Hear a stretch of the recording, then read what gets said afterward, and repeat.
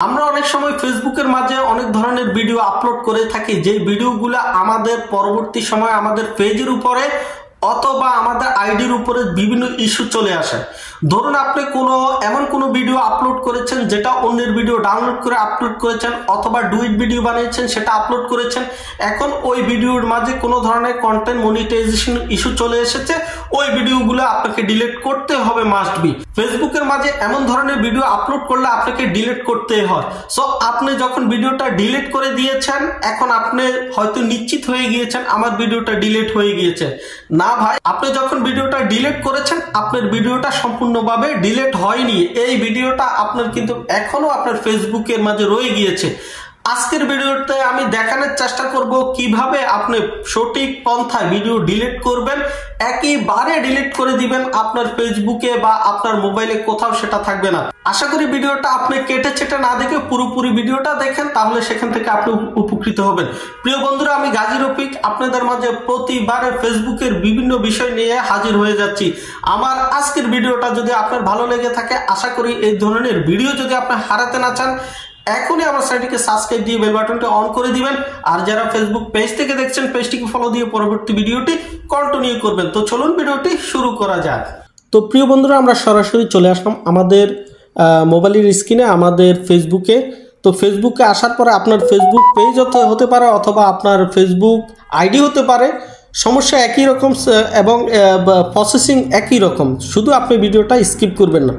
তো ধরুন আপনি কোনো ভিডিওতে ভুল করেছেন, সাপোজ ধরুন আপনি এই ভিডিওটা কোনো ধরনের আপনি ভুল করেছেন, এটাতে আপনার কমিউনিটি গাইডলাইন এসেছে, আপনি এখান থেকে এই যে 3 ডট মেনুতে ট্যাপ দিবেন।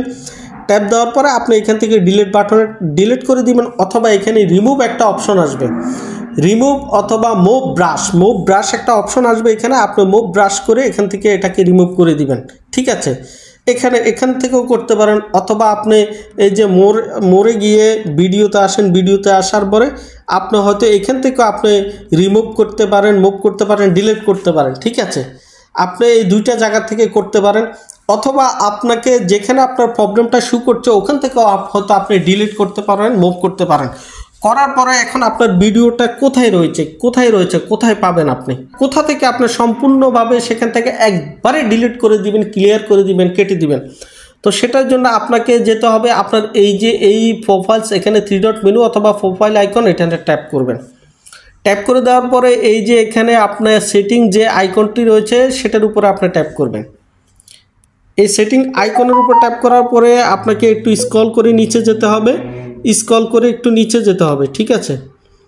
তো আমি স্ক্রল করে নিচে আসলাম, আসার পরে এই যে এখানে একটি অপশন রয়েছে অ্যাক্টিভিটি লং, এই অ্যাক্টিভিটি লংয়ের উপরে একটা ট্যাপ করবেন। ট্যাপ করার পরে আপনাকে নতুন আরেকটি অপশনে আসবে, আসার পরে এই যে এখানে দেখুন রিসাইকেল বিন। আপনারা এই অপশনটির কাজ অনেকেই বুঝেন, আমি একটু তারপরে বোঝানোর চেষ্টা করছি। এই অপশনটি হলো রিসাইকেল বিন।